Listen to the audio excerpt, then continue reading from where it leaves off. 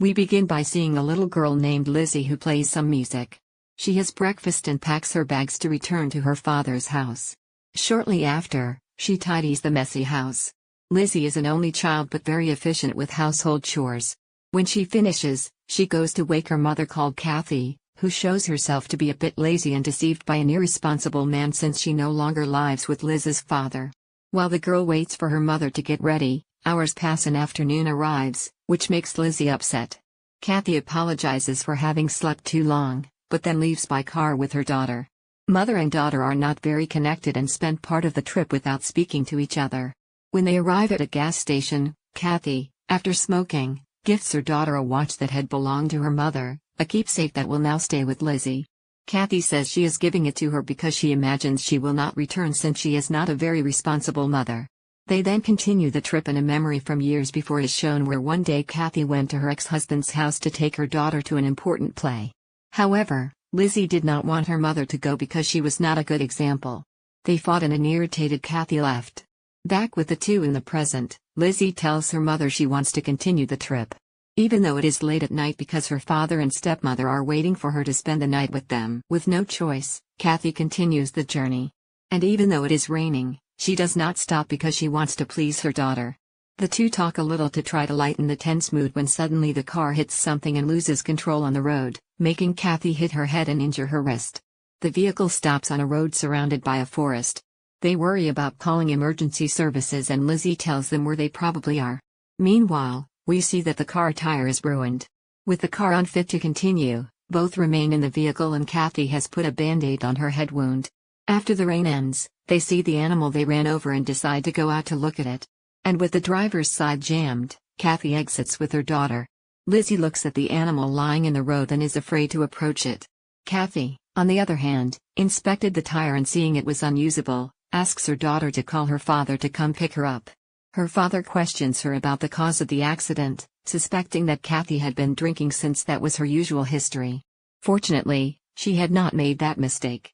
Even though her memories condemned her for the person she had become over the years, and that was the reason her ex-husband and daughter had distanced themselves from her, she remembers how unsettled her life is and that her drinking addiction caused deplorable feelings. But even so, her daughter, witnessing her mother's decline, did not abandon her and tried to help her. Back to the two, they observe the animal on the road. They approach and realize it is a wolf that died from the impact. They return to the car and Kathy talks to her daughter and showing a large tooth says the animal had severe wounds before being run over. Probably fighting in the forest and driven off by some larger animal. While both are in the vehicle, a growl can be heard coming from the forest. A moment later, while it rains again, the tow truck approaches them. And before the driver gets out, Lizzie notices that the dead animal has disappeared, leaving them both a little frightened. The tow truck driver named Jesse says the ambulance will take a while and that he will tow them. While he helps them, he says no one uses that road anymore. Kathy says they hit a wolf, but it disappeared. Apparently got up and went into the forest. Jesse takes their things to his truck while they decide to stay in their car to be towed. While Jesse prepares the tow, Lizzie inside the vehicle notices the canine tooth of the potential predator that attacked the wolf. She asks Kathy about the tooth being enormous compared to a real wolf's size. Jesse continues the tow preparations when Kathy asks about the cell phone and Lizzie says it is in the bags Jesse took to his truck. Kathy asks the girl to ask the man for the device. And when the little girl goes to Jesse, he tells her to go to his truck to get the phone. Even scared Lizzie goes to Jesse's vehicle, but the vehicle is locked. She tells Jesse and the man says he will open it soon. Lizzie notices blood stains on the road and becomes uneasy about the fact the animal was dragged into the forest. Approaching the forest edge, she sees the dead animal hidden among the bushes. Lizzie calls her mother to see, but she inside the car does not hear her. This situation recalls one early morning when while her mother slept, Lizzie lay close and whispered how much she hated her because she was not the kind of mother she should be. Back to Lizzie, suddenly a frightening creature appears behind her, but disappears in the blink of an eye. She then returns to her mother's car and says she saw the dead wolf.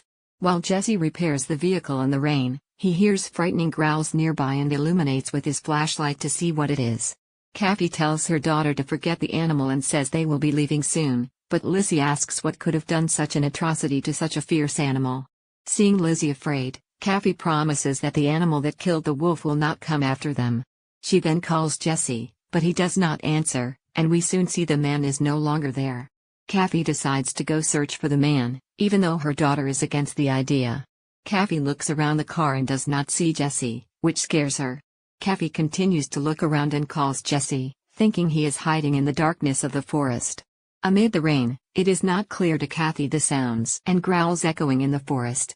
Suddenly, part of Jesse's arm is thrown onto the hood of Kathy's vehicle, and frightened, she returns to the car and stays with her daughter, both terrified by what happened. Lizzie is very scared, so Kathy tries to comfort and calm her. Minutes later, we see Jesse crawling toward the road, trying to reach his truck. Lizzie and her mother see the man approaching, but do not know what to do. Jesse struggles to get into his car, but he's having trouble. Lizzie tells her mother that she sees the monster in front of her, a humanoid creature with huge, sharp teeth. Jesse opens the door, but can't get in as he's too injured and missing one of his arms. The creature disappears from their sight, but Jesse falls to the ground, is dragged under his vehicle, and is unfortunately taken to his death. After witnessing that horrible and terrifying scene, both remain silent in the car, trying to understand what they saw. Lizzie cries in great fear because she believed monsters did not exist, but what she saw changes her mind. Kathy, seeing Jesse's truck door open, says that if she can get the keys, they can leave that place. Lizzie, fearing the worst, does not want her mother to go out. But having no choice and not knowing when help will arrive, Kathy goes to Jesse's vehicle. However, before she leaves, the monster attacks the car and pulls Kathy out. It begins to attack her, but fortunately, the ambulance approaches and the noise scares the terrifying creature away. Fortunately, the two are taken into the rescue vehicle for first aid. However, Kathy asks them to leave the place immediately because there is a monster that will kill them. Seeing parts of a body there, one of the paramedics goes to look around, and when his partner calls him to leave, he cannot find him. Upon entering the vehicle, the three are suddenly shocked to see the dead body of the other paramedic thrown onto the ambulance windshield. The monster begins another attack on the group, terrifying everyone inside. Kathy asks the nurse to go to the back to stay with them, but the creature violently grabs and kills her. And Kathy can do nothing but watch her rescuers being killed before her. With the opportunity to escape, Kathy speeds up the ambulance and they drive away quickly. They are happy for a moment, but the swift monster emerges from the forest and crashes into the vehicle, causing it to roll off the road. Lizzie has some injuries, but manages to get up. However, on seeing her mother, she finds she has lost consciousness. Fortunately, she wakes up soon. Kathy grabs the radio and calls for help, but there is no communication. Suddenly, the creature appears and frightens them even more. However, when Kathy shines light on the beast's face, it does not attack and leaves. Kathy is badly hurt and spits blood. But remembering she must get her daughter out of there, she takes a breath and returns to Lizzie and says she must go back to the road because no one knows they are there. Kathy has a plan and encourages her daughter for what she will have to do next.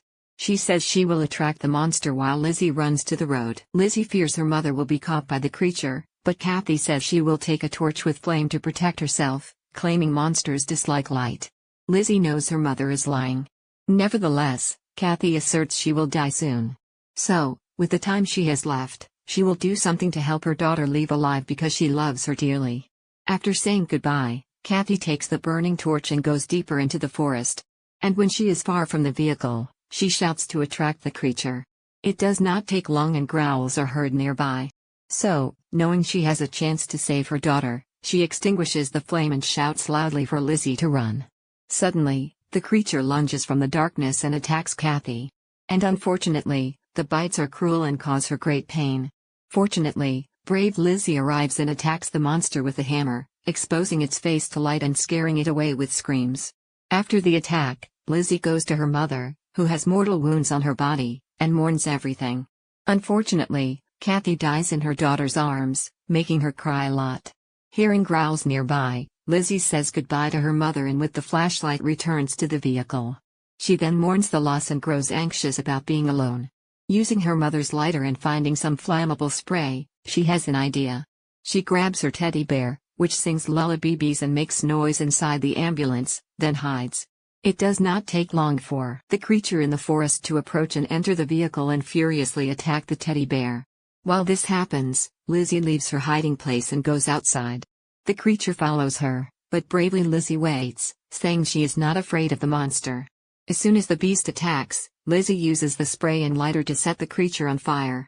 The creature moans in pain with its body aflame, but soon it falls to the ground, apparently dead. Lizzie approaches the monster and its body gives a twitch. Fearing it may get up, Lizzie uses a stick to beat the monster until it stops moving. Dawn is breaking and Lizzie walks through the forest until she finds a sign of civilization, remembering how she and her mother faced their fears without hesitation. Now, the strongest memory she will carry of her mother, Kathy, is the unconditional love she showed amid hardships and the sacrifice she made to save her.